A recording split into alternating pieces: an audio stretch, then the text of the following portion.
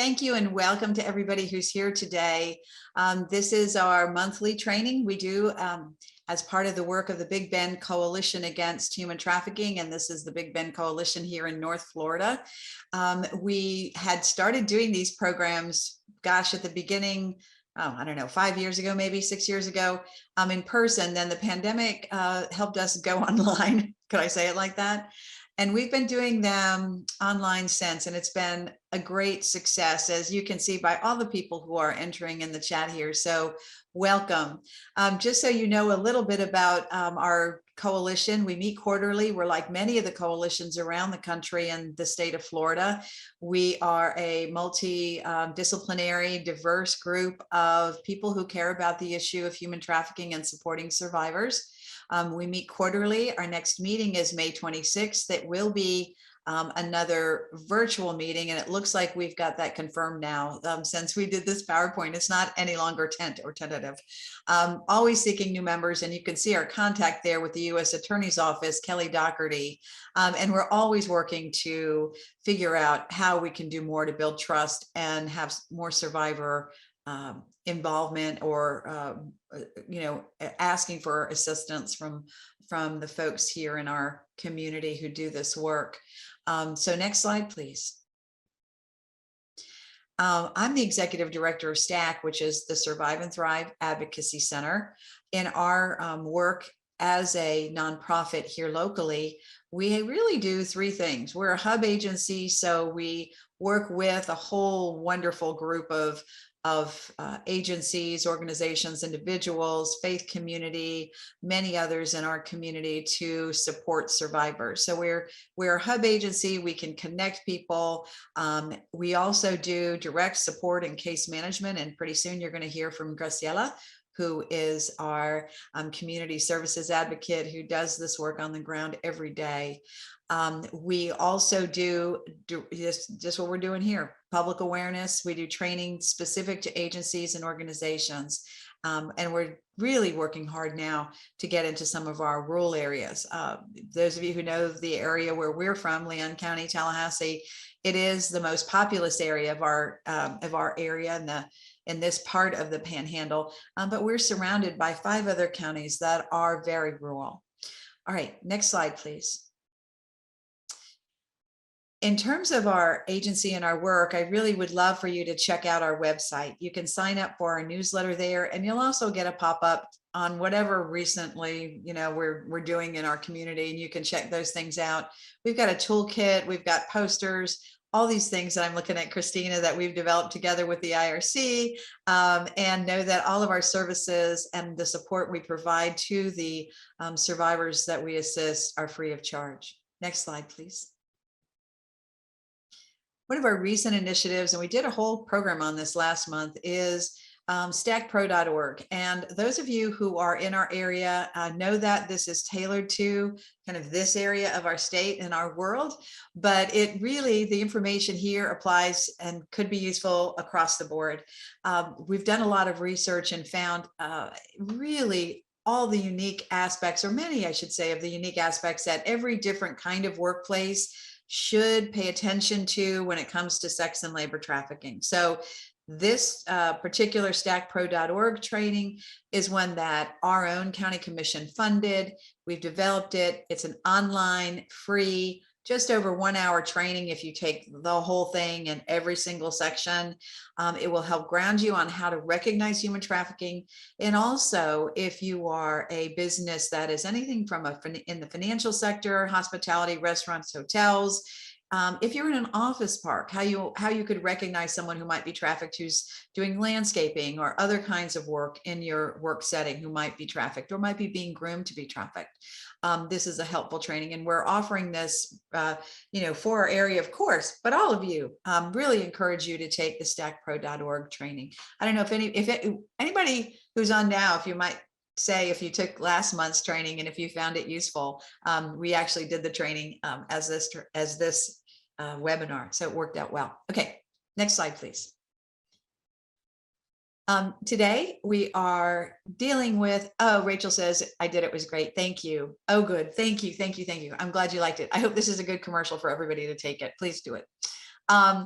we have a topic today that I know anybody who has been paying attention to the issue of human trafficking will recognize its importance.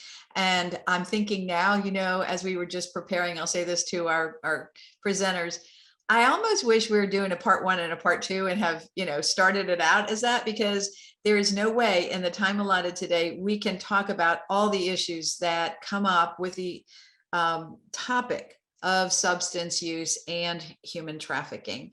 There are a lot of myths out there. There are a lot of misconceptions, as well as there's a lot of learning to be done. I did notice too that some of you who are in the chat are from substance use programs. Maybe you are doing this work. We've got expertise on the panel in terms of substance use, counseling and expertise. What I'd like to, though, open it up for is for you to know, we'd love to hear from you in the chat, as Chris said, in the Q&A. If you have any questions, thoughts, observations, so that we can really keep learning from each other, because this is clearly an area that is so important and we do need to keep learning.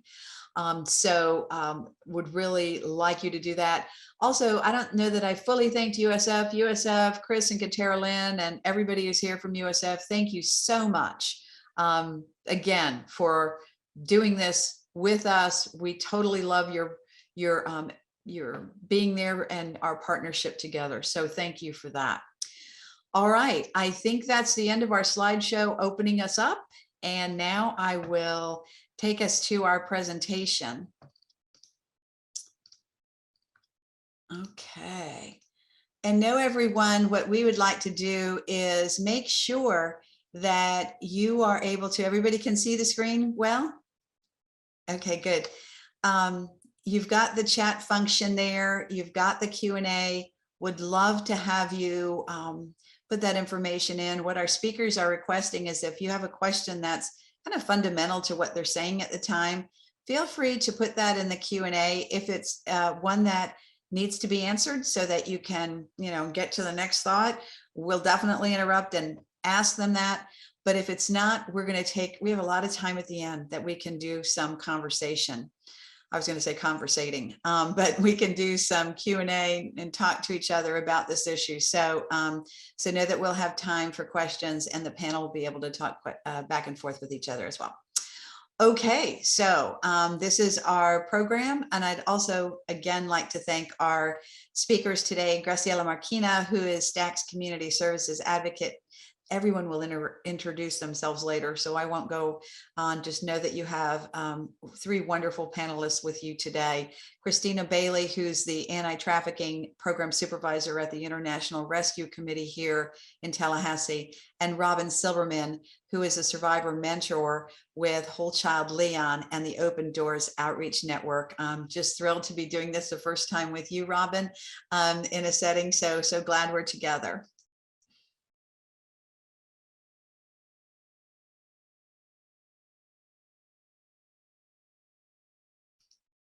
And let me now turn it over to Kristina.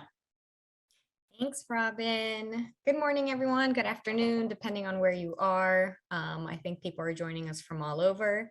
So welcome. Thank you so much for being here. I know we're super excited to talk to you guys today about the intersection of substance use and trafficking and trauma. So I'm going to kick it off and just kind of go over a little bit of the 101 on substance use and trafficking. My name is Kristina Bailey. I'm the Anti-Trafficking Program Supervisor with the International Rescue Committee Tallahassee office here in Tallahassee.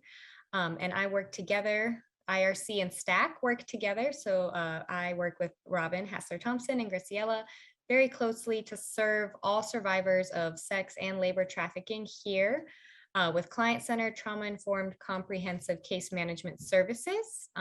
And we cover 10 different counties currently under our federal funding, which are on the slide. I don't want to have to read them all out to you guys. But we cover 10 counties here in the Big Bend, greater Big Bend area. We have a services program that provides all kinds of services with case management, referrals, including to substance use treatment, mental health treatment, etc. And then I also have a housing program that can assist survivors as well with some housing costs while they kind of work back towards healing and self-sufficiency.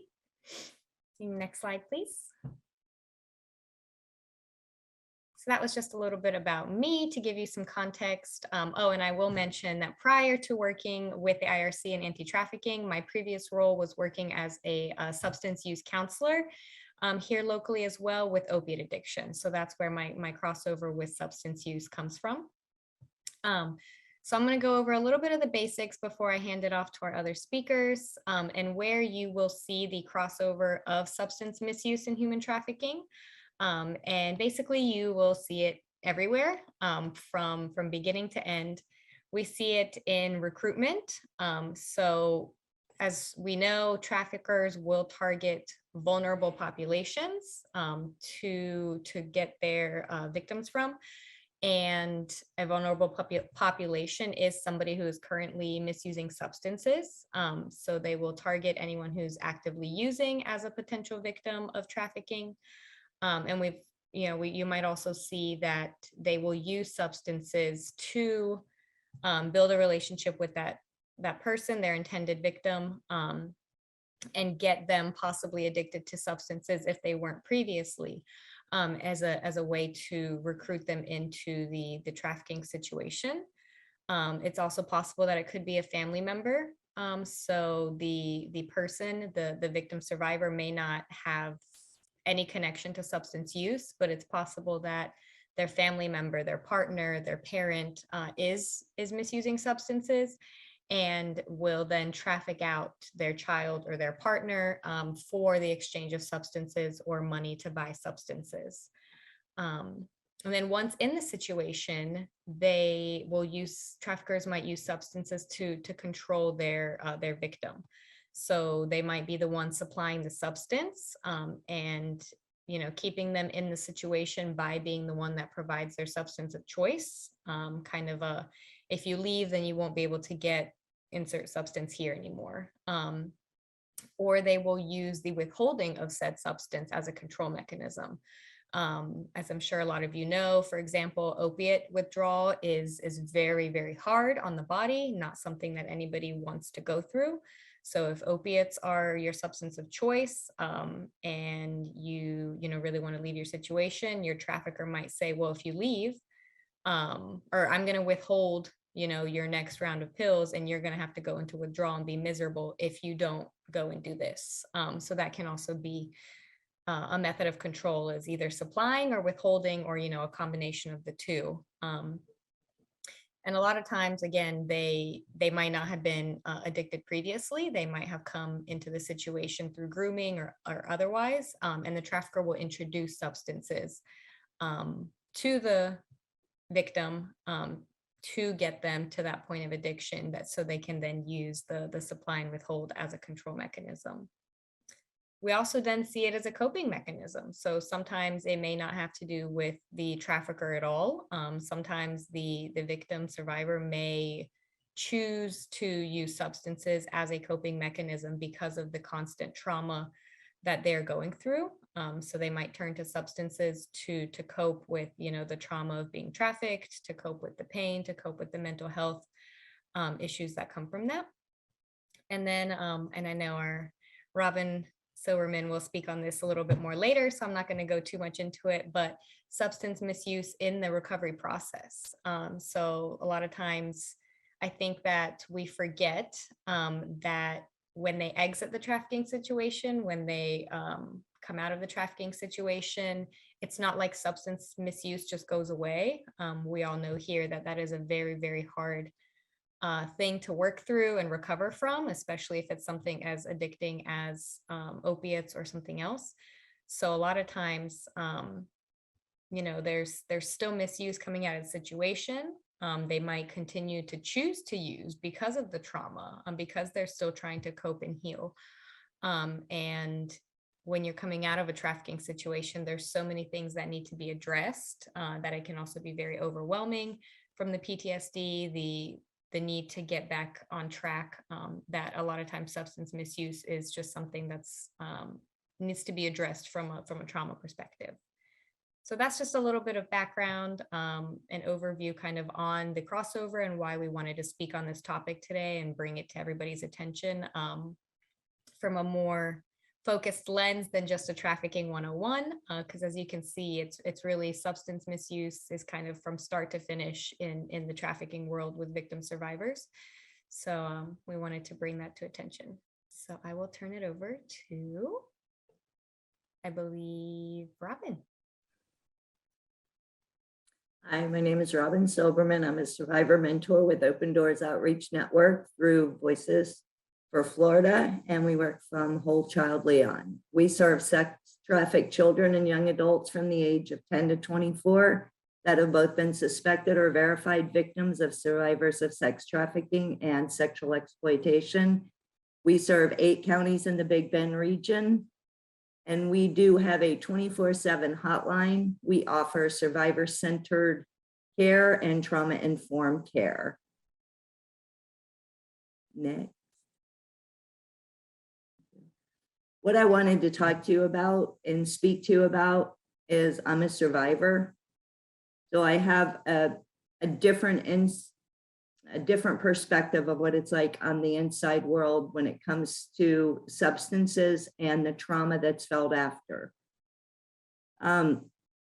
So I'm going to speak to you from both angles. Drugs are often used, as Kristina said, in trafficking for a number of reasons. It controls behavior, it helps the trafficker with cooperation, it lessens resistance.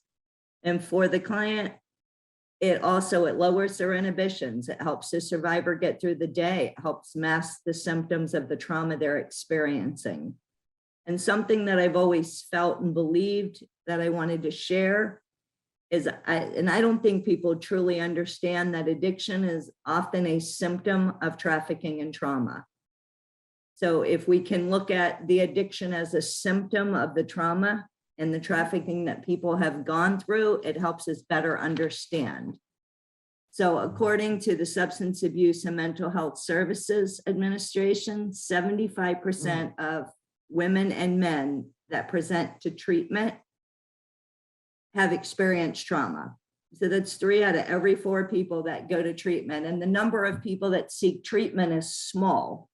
So the numbers aren't possibly reflective of everybody, but it's still a large number to know that we have 3 out of 4 people that go try to get treatment have experienced trauma. 97% of homeless women have a mental illness, and they do report some kind of physical and sexual abuse. My history as a drug counselor, I was once counseling a homeless woman in her very early 20s, and she explained to me how she had been trafficked in the homeless community for survival. So her partner trafficked her so that they could get food, drugs, or whatever was needed. So trafficking is pretty universal, and it's in places that we don't always suspect it to be. And I've always had a lifelong question, the chicken or the egg. I'm constantly asked what comes first, the addiction or the trauma. There's no clear-cut answer to this. However, using drugs to deal with trafficking does make it easier, and continuing to use drugs after is prevalent to addiction. The road between substance abuse and trauma, it's a two-way path. Trauma increases your risk of developing substance abuse, and substance abuse increases the likelihood of being re-traumatized. Because when you're using substances, you do engage in behaviors that put you at high risk. And the people that abuse drugs are less able to cope with the traumatic events. However, they feel as though life is easier because they're self-medicating. The American Psychological Association and pharmacological studies always supported the idea that drugs affected the brain's dopamine system, which regulates the emotional response, and it plays a part in the emotional reward. But increasingly, scientists are learning that the story is far more complicated than that. Brain imaging studies in humans and neuropsychological studies in non-human animals are showing that repeated drug use causes disruption in the brain's highly evolved frontal cortex, which affects decision-making, response inhibition, planning, and memory. So we're finding out that there's a lot more to drug addiction and trauma than previously thought. Many of the drugs that we abuse target the aspects of the brain other than emotion, and it affects our ability to control cognitive operations. So there's been some repercussions of human trafficking, and there's a lot of research related to mental health needs of human trafficking victims. They're finding them to very often be diagnosed with PTSD and complex post-traumatic stress disorder as well. So between those two, we're finding that a lot of clients are attempting to self-medicate. That's why so many people with post-traumatic stress disorder use substances, because it nulls and voids the PTSD symptoms. When you have post-traumatic stress disorder with substance, and then substance use disorder is more likely to occur. I had one of my clients quote to me, "I wasn't doing what I was doing to pay for drugs. I was using drugs to help me deal with what I was doing." She was looking for comfort. And it makes perfect sense that an individual who's flooded with the shame, dread, fear needs a source of comfort. It can be temporarily found by using drugs or other risky behaviors. A traumatized person can feel an insatiable yearning for relief or fulfillment from their sense of emptiness, and that's overwhelming and constant. They find easy relief with substances or behaviors, and both using the substances and those behaviors can lead to more vulnerable situations. Trauma has no boundaries with regard to age, gender, socioeconomic status, race, ethnicity, or sexual orientation. It's a common experience for adults and children that have been trafficked, and it happens in all different American communities. It's especially common in the lives of people with mental and substance use disorders. So what we're finding that there's a need to address trauma. It's an important part of effective behavioral health care and an integral part of healing and the recovery process. We need to learn to address substance abuse and trauma together, because we're sometimes treating substance abuse and not treating the trauma, and the trauma leads back to substance abuse. The effects of traumatic events play a heavy burden on all individuals, the families, the addicts, the communities, the victims. So although not everybody that's been victimized does have an addiction problem, we are finding the traumatic experiences and drug addiction to be very high. Traumatic experiences are associated with behavioral health and chronic physical health conditions. Again, health concerns and challenges are something that need to be addressed together. Treating both the trauma and substance abuse together helps provide long-term healing and recovery. SAMHSA, the Substance Abuse and Mental Health Services, continues to address the impact of trauma on individuals, families, and communities as a big behavioral health concern that requires healing and a long-term recovery process. I'm good. Go ahead. And next we have Graciela. Hello, thank you so much for the stats, Robin. They are very, very interesting. My name is Graciela Markina. I work with Robin at the Survive and Thrive Advocacy Center. And my title, Community Resources Advocate. Robin was saying what we do is things like this. And also I do kind of like a case management for our clients. Our clients include sex and labor trafficking, any age, any backgrounds, any from anywhere. I work really close, fortunately, very, very close with Kristina, amazing partner. And then we do brainstorming and what is the best way to go for our clients. Also, STAC see people not only, we work with IRC, Kristina, and STAC, if we see somebody that is at risk of being trafficked, we also take a look and see and evaluate and assess if we can help. There's nothing better than prevention, right? And I want to make sure that we're, that the labor trafficking part of it is really important for everyone to know. And what I am going to, next slide, please. I am going to tell you something about this kind of concept, drunk, endangered children. So what happens when kids are living with their parents or caregiver, and the caregiver, it is, is being neglected because substance misuse or manufacturing, sometimes manufacturing in some areas, West Virginia, or trafficking of drugs. So the parents or caregiver are not concentrated in the best of the child. If this person has substance use, misuse issues, then the focus on their everyday life in the morning is going to be, the first thing that is going to be is, how does he look like today? Do I have enough, enough drugs or whatever it is? Where am I going to get the money to cover? So it's going to be completely neglecting the child. The child won't have somebody that will be, like making sure that the child has clean clothes, or is going to, take it to the school. That is not going to happen. So then the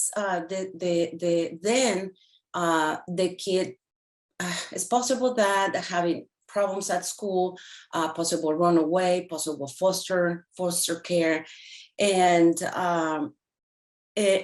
then it's going to, everything comes to a circle, because we have like a transient kids, children that are couch surfing and living and surviving wherever they can or whatever they can, and then absolutely at risk to be trafficked, exchanging food and a housing for sex acts or labor trafficking. That happens. I wanted to tell you two cases that I have prepared for you. One is that website. It is a really good kind of a news place where it's telling you, this is in Palm Beach, Florida, 2020.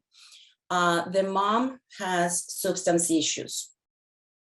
Then the mom has the daughter bring with a trafficker, with a dealer, and the dealer says, well, I give you $10 if you give me your daughter. So now the mother is trafficking the daughter.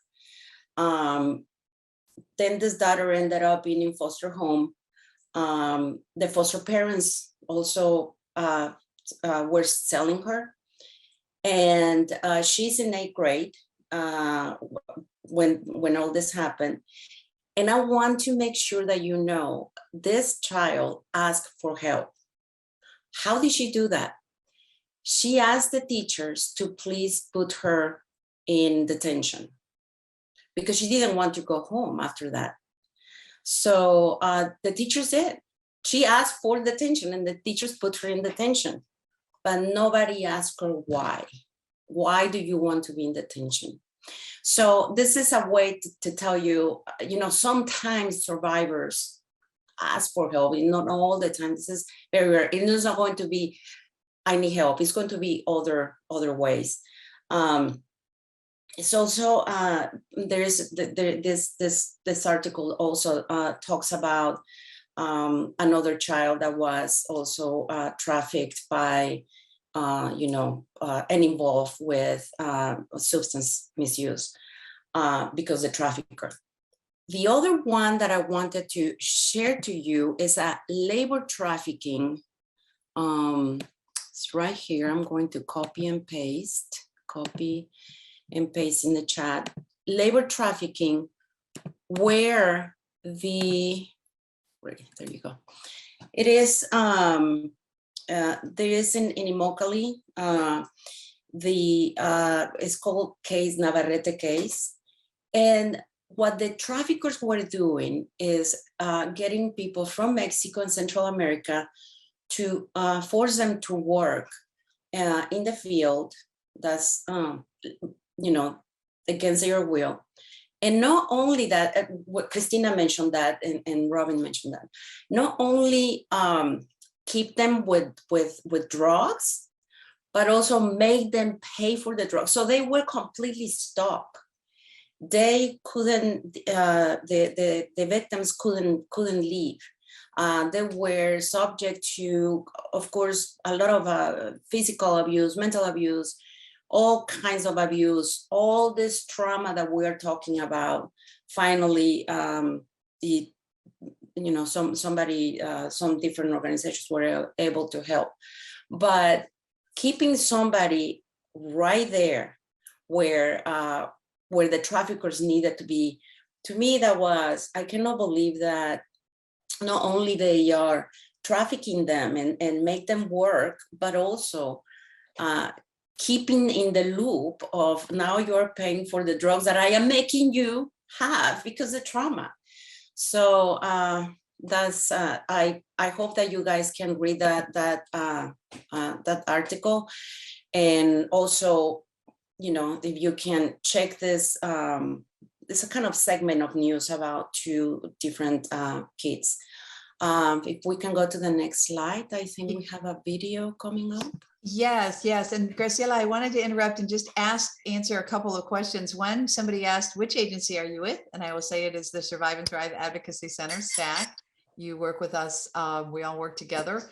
And then second, just to tell everybody that this program and all the links and possibly other materials will be available on STAC's website. And I will post that link, or if somebody could post that link, that would be fine. But this is on the STAC website under educational resources, where you'll be able to see this program, as well as really 99.9% of our other programs. Everything we do, we try to record and throw up on the website. So it will be available for you, where you can see this link, Graciela, as well as the other ones we'll be showing.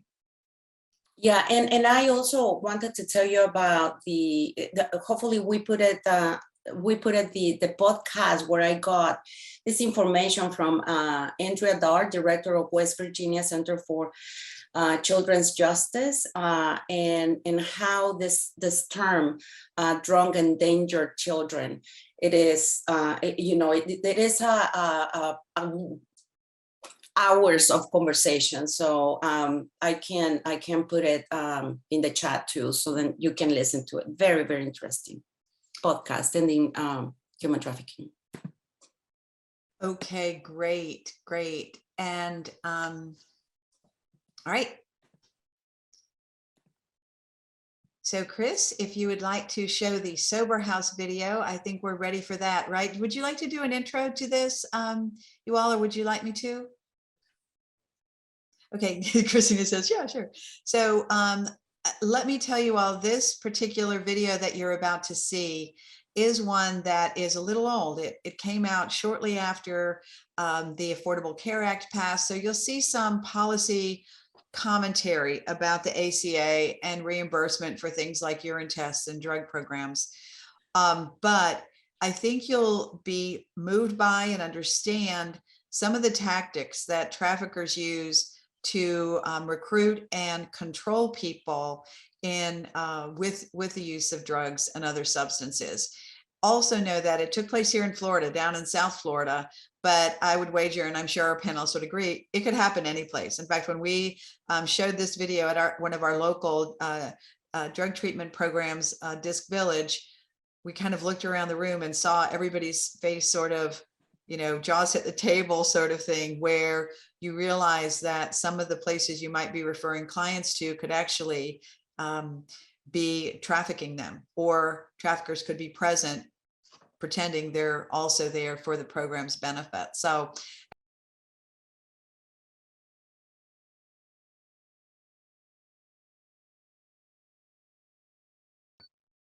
this is a very, very tough video, and I know that our speakers want to talk a little bit about it. So let me get to the next slide. And if you'd like to put any of your reactions in the chat, please do.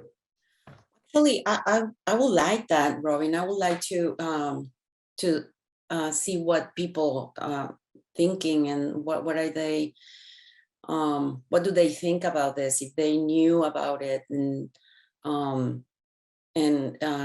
how can we, I guess, prevent that troubling, and that, does anyone want to say anything, their reactions? I will speak that I'm from South Florida. I worked in substance abuse in Delray Beach.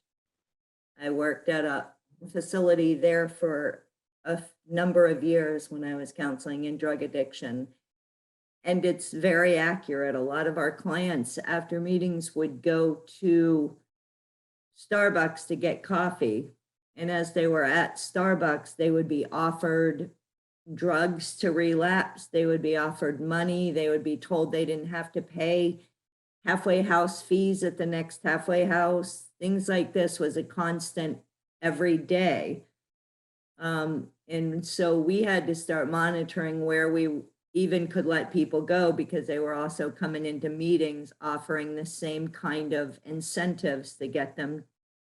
I was involved with an investigation of a substance abuse facility in Miami, where I was told by a client that they were offering them drugs when they ran out of benefits, and letting them go in the bathroom and do drugs so that they could get them in a higher level of care. So I was involved in helping with that investigation, of which that facility got closed down. So the trauma that they experienced was so much more, because they already had the addiction problem, and now they were being shuffled around and used, and nothing was free.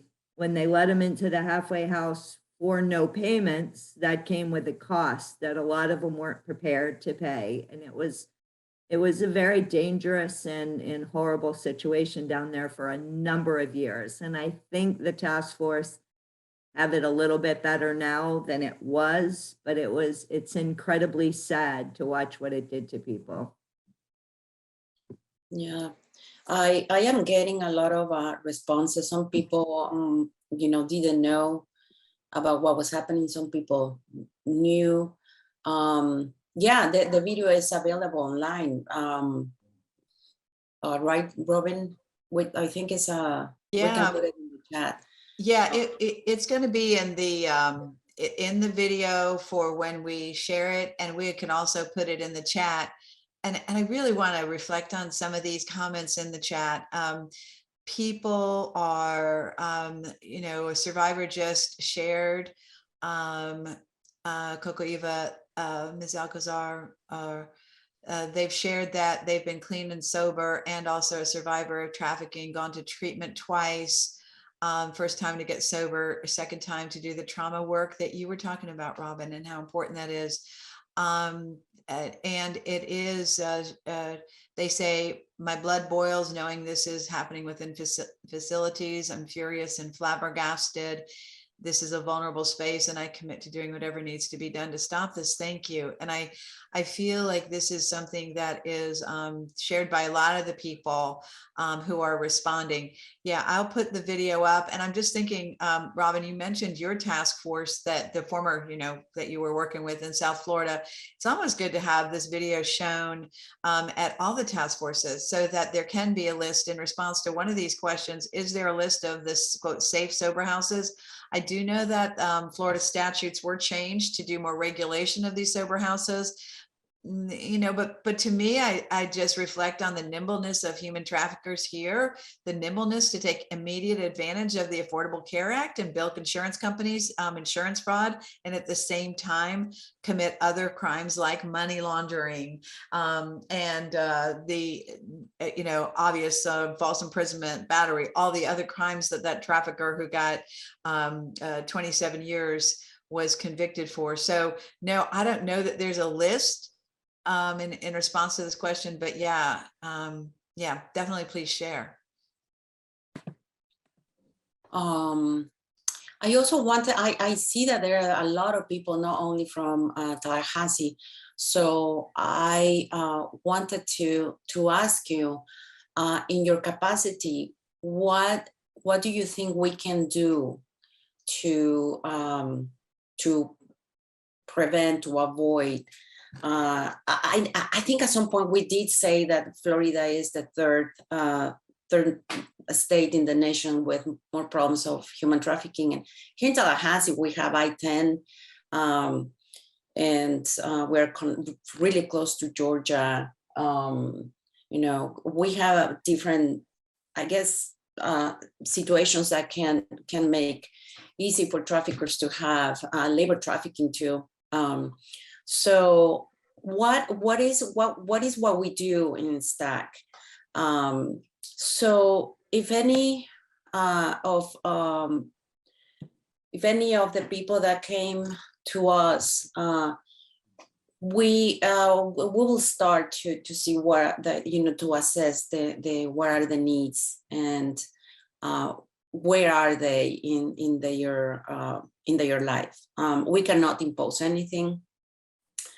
But if you want to also write what you can do in your capacity, and I am going to keep talking about what I think in this area, one of those people would like to probably agree on, that if they need counseling to address the trauma, if they want to, because it is their choice, to get also drug counseling, if they need, of course, a safe place to stay.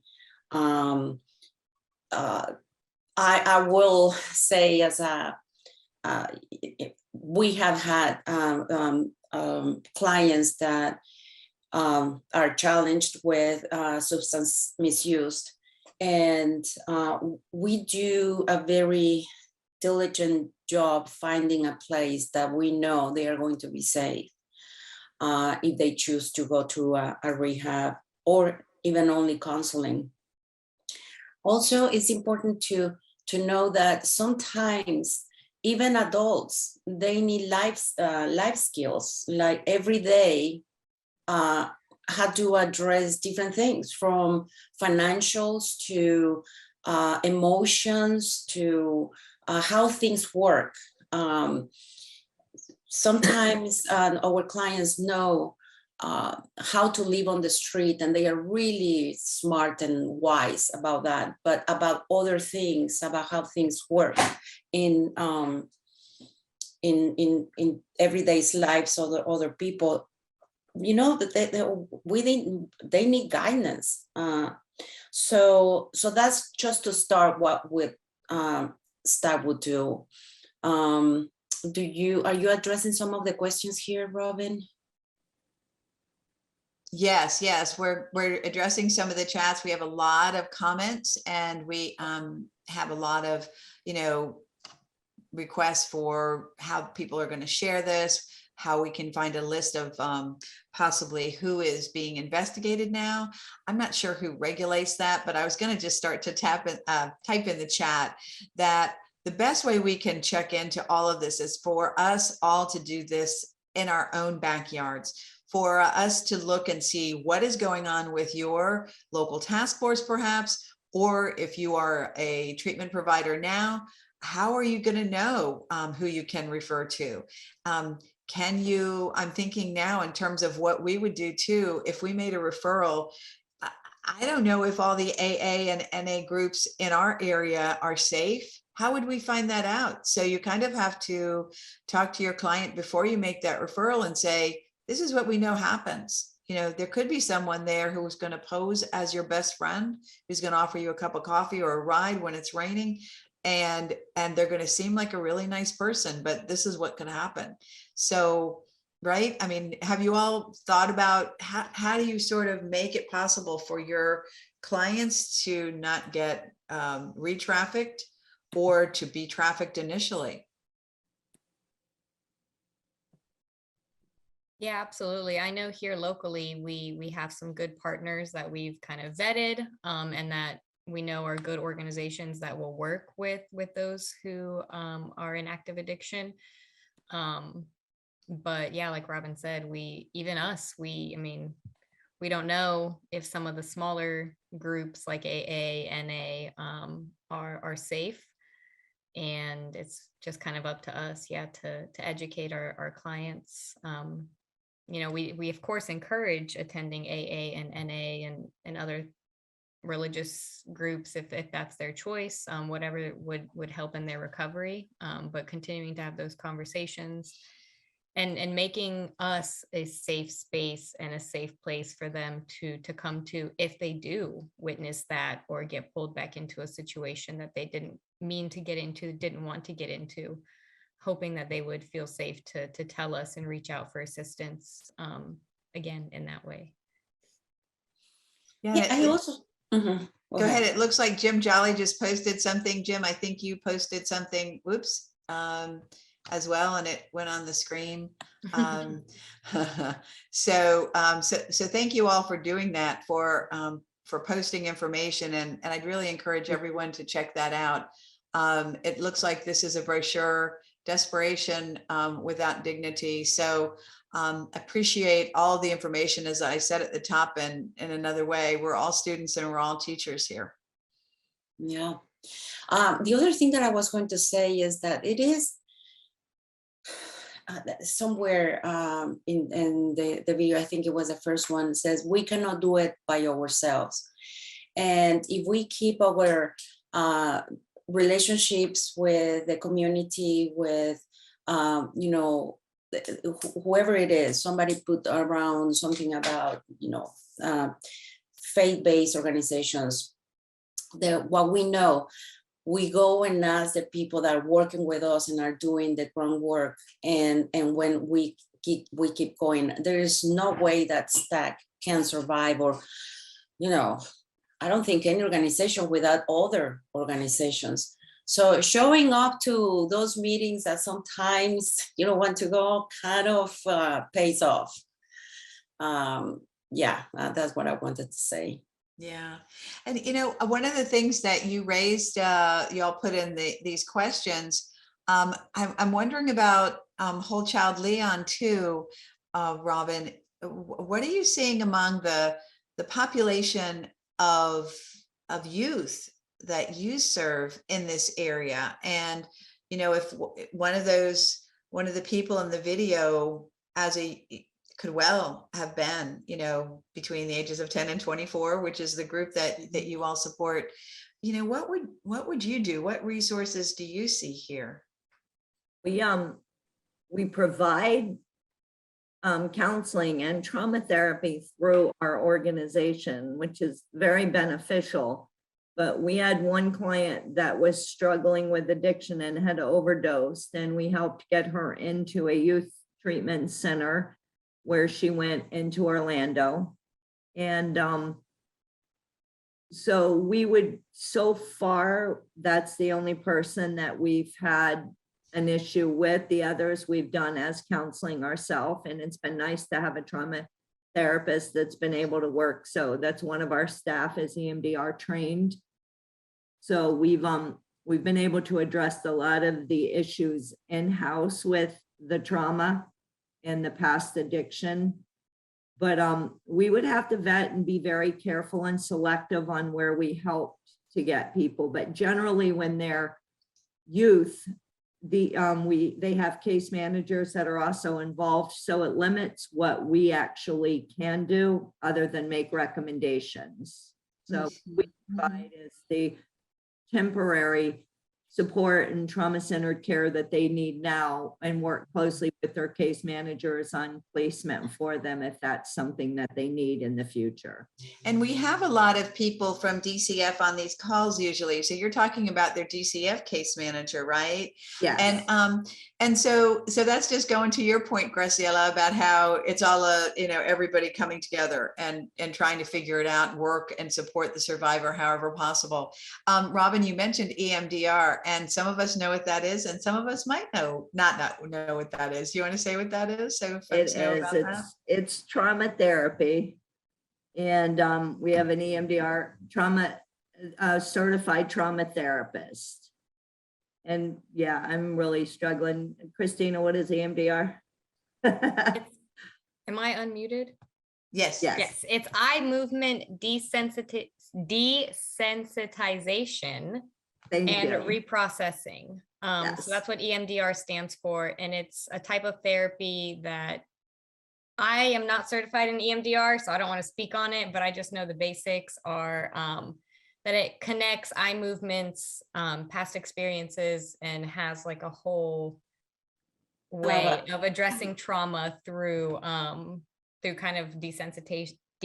I can't say that word. I know, I can't either. There we go. But yeah, Coco it Eva works said with- EMDR saved my life. However, I can say that doing it outside of Wow. treatment might not be safe for Oh, yeah. everyone. Yeah, Right. it does a little bit cognitive therapy too, cognitive. So Uses it's a little bit of like the cognitive behavioral therapy techniques also. Yeah, yeah. I recommended EMDR a great deal when working with people that have experienced trauma, because it helps with reprocessing.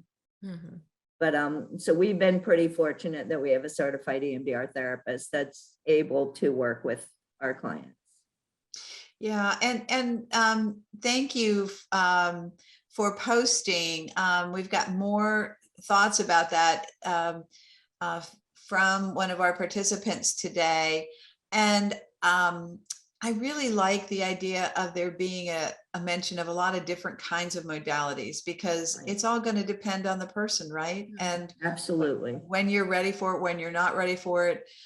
So it's great to know that that is there as a local resource. And do you want to talk a little bit about if any of the people, both of the people in the video that we spoke about were young women, look like both were young white women?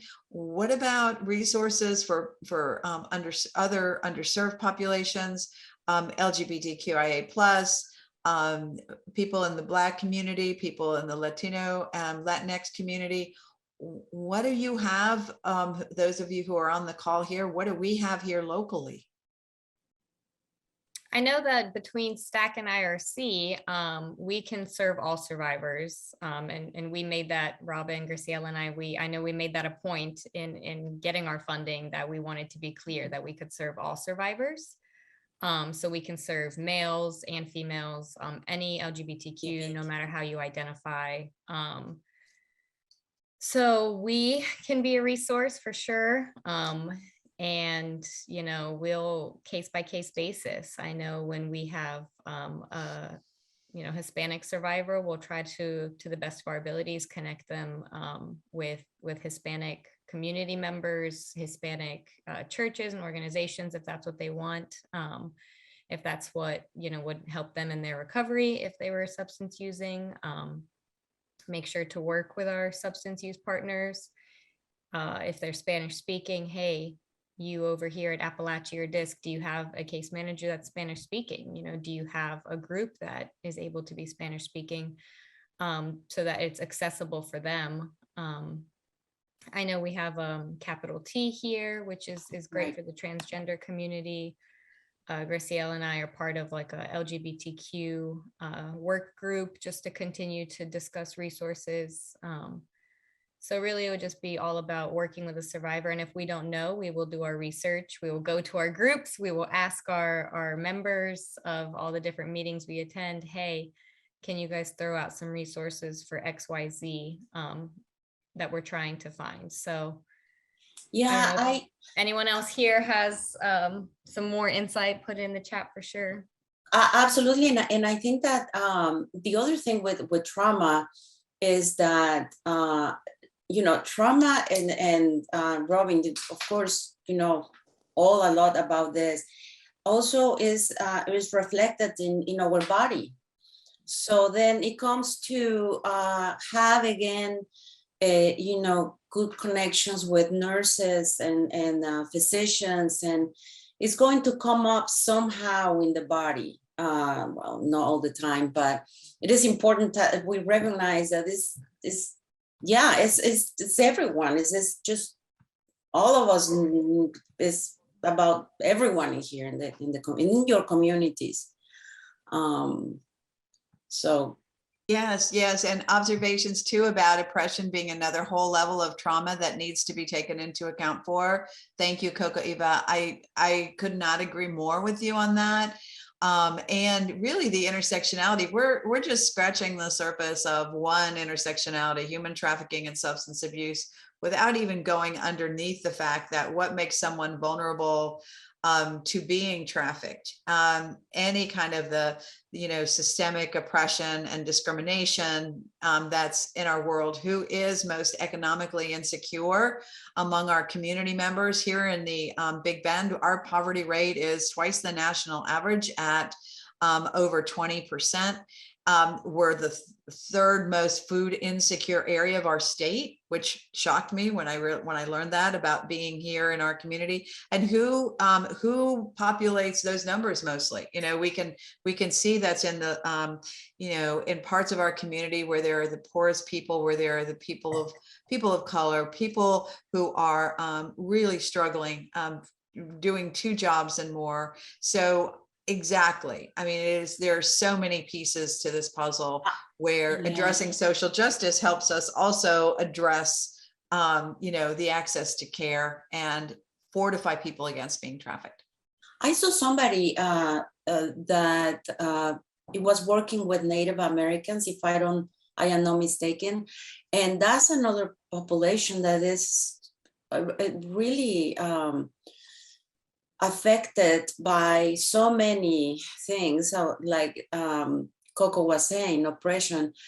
If you guys have any idea here, I don't know who's working with populations from Native American, write it down in the chat. What can you do to prevention, to what can we help you to also to do besides also getting involved in that and learn more about that? Should I move to the next slide? Absolutely. Okay. All right. Action steps. Cover it, or did you want to, Robin? Which Robin? You, Robin, sorry. And we both even spell it the same. Okay, this is a slide we do all the time. We're always asked, we have people say, what do we do? These are resources here in Florida, except for, of course, the National Human Trafficking Hotline. We've got is 888-373-7888.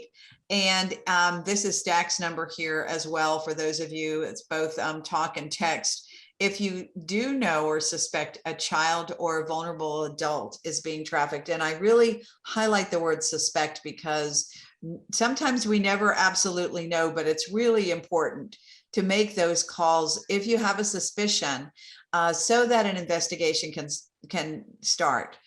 Very often too, if you say human trafficking is involved, the DCF investigator will also pull in local law enforcement. So these cases get prioritized for investigation and for being addressed. So this is one of those slides we absolutely have to have every time we talk, and know that the human trafficking hotline is one too, where there's just a wealth of information on their website. Again, we're going to put this PowerPoint up on the STAC website, and we'll put that up, that link up again for you. You can see here, this is our website for our directory. Those of you who are in this area and are providing services or know of others, please share this directory with them. And if you need to get on it because you yourself are providing services and you're not in our directory again, there's a way for you to get that information to us at that link. Somebody wants us to share the numbers of from the who to call slide, Robin. Can we put it really fast? This one? No, the one before. Yeah, that one. Okay. Oh, Kristina already read it down. Oh, She is super fast. fast, Okay. Kristina. Yeah, that's great. Awesome. Okay. Okay, thank you. Thank you. And then again, you're going to have all these links in the PowerPoint. This is our phone number. Direct line for Graciela is here. And our phone numbers. I have my phone in here. And then Kristina and Robin.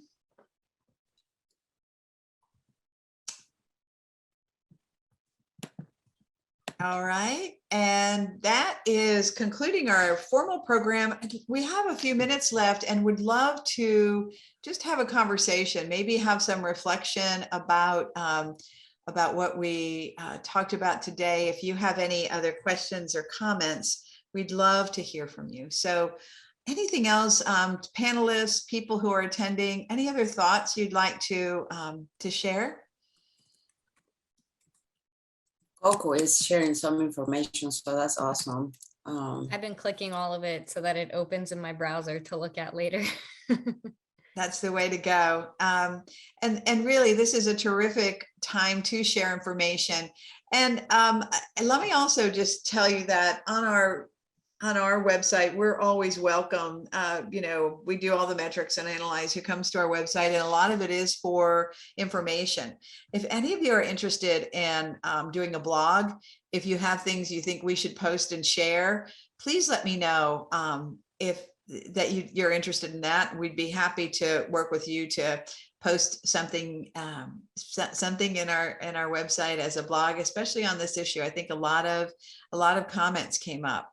Looks like we have a couple more questions. We can also, Robin, if anyone is interested in a smaller, more personalized, tailored training specifically for your agency or organization, like if you're joined today and you're just one of many staff members and it's something you would like to bring back to your agency and your whole staff, please do reach out to one of us, IRC or STAC, or even Whole Child Leon. We're more than happy to meet with you, to brainstorm something specific for your agency based on the populations you guys serve and what you do. We're more than happy to do something a little more tailored and personalized as well. Absolutely. Yeah, and we've done that training together. I know we've done that training together, Kristina, for the bond community, for local hospitals, for and I really thank you for mentioning that. I'm putting my email again in the chat. It looks like somebody was interested in, I don't know if you're interested, Sarah, in doing a blog with us. We'd love that. Natalie's asking, do we get a certificate? Yes, within 2 business days, USF is going to send you a certificate. So long as when you registered, you put your name in there and your email, you'll get that certificate. So that's there. Another comment just came in: a temporary housing site was shut down because they were abused there. A survivor mentioned it. Yeah, it to me, it goes to Amelia, good to see you.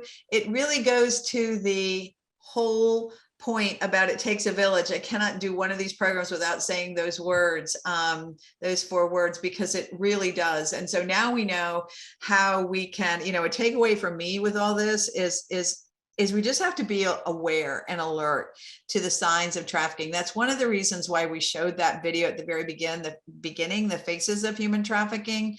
I also encourage you all to take that video and look at it for your own, task forces or your own training, because very often people have assumptions about who is trafficked and who is not trafficked. And I think the OVC series, that's the first one of 5 or 6 different videos that really highlight what's going on in the world of human trafficking. There's one about trafficking in youth. They're highly specialized. I think they're really important too because of the survivors' voices that are on there, and it's really it's so important. And again, Robin, grateful for you to be here today and to have your expertise as both a survivor mentor and as a substance use counselor. And by the way, I know I'm skipping around. Let me ask you all this really quick. We have been careful, and we've been saying substance use, not substance abuse. And why is that? Does anybody want to talk about the languaging? Are you asking us or the attendees? Excuse me, I Everyone, good sneezed. question. Yes, I'm asking anybody. I know for me personally, and Robin, I know you'll probably have something to say as well from your perspective. I know that the word abuse has a negative connotation. And that's why I like to say substance misuse or substance use disorder, and not substance abuse. I know my title at my previous job was substance abuse counselor, and I hated it.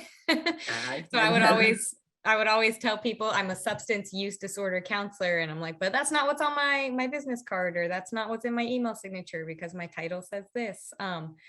But it just has a very negative connotation. Substance abuse, substance, the word abuse, we think of domestic violence, we think of violence.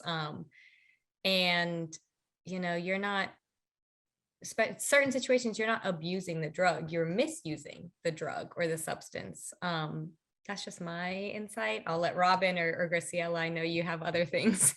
Well, it also is, when you use substance use disorder, then it's a disorder. Yeah. And it helps people to understand that it's not somebody abusing drugs, somebody has a disorder. And there's so many elements and so many layers to using drugs that just saying somebody's abusing drugs, that's given the wrong idea to everybody, and they think, oh, she's abusing drugs. No, she has a substance use disorder. Mm-hmm. So I think it sometimes helps take that stigma away a little bit that people with addiction face on a pretty serious level. Absolutely. It ties back to what you were saying about trauma therapy and all of those things. That's what people are saying in the chat, that Like substance misuse. Yeah, professor who teaches the subject substance misuse. Often folks hear abuse and think it's a choice. PCCS is teaching, substance use disorder or person with substance use disorder. Just like we say Definitely. person with disabilities. Take away that stigma. We need to, because addiction has a very bad one, and we need to understand that. When I said in my speech earlier that it's a symptom of trauma. Right. So addiction can be a symptom of what we've experienced. So it's not really abuse. It's a disorder that we gained from the trauma we experienced. And I think helps people look at it on a different level. Yeah, absolutely. Exactly.